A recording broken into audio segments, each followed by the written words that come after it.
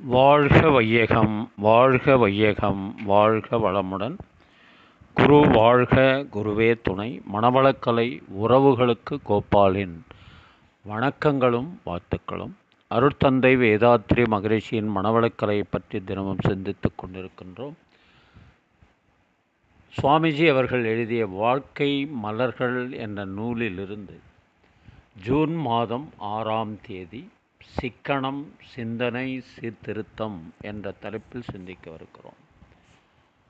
சிக்கனம் என்பதை முதலில் வைத்திருக்கிறேன், சிந்தனையை அதற்கு அடுத்து வைத்திருக்கிறேன். ஆகவே இந்த முறையிலே அந்த சிக்கனம் சிந்தனை சிறந்த பண்பு, சீர்திருத்தமுடன் வாழ்வு, துணிவு இவை வேண்டும். அப்படி வேண்டுமானால் குடும்பத்தில் ஒருவர் மட்டும் சிக்கனம் சிந்தனை சீர்திருத்தம் என்றிருந்தால் போதுமா? போதாது. இதை உணர்ந்து ஒத்துக்கொள்ளக்கூடிய இருவரும் தெரிந்து கொள்ள வேண்டும். அப்பொழுதுதான் குடும்பத்திலே அமைதி இருக்கும், சீர்திருத்தம் பரவ முடியும், சிக்கனம் நிலைக்க முடியும், நலம் பெற முடியும்.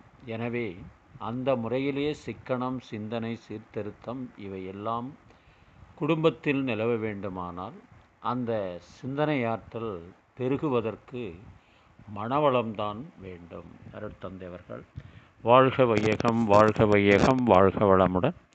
நீங்களும் உங்கள் அன்பு குடும்பமும் வாழ்க வளமுடன்.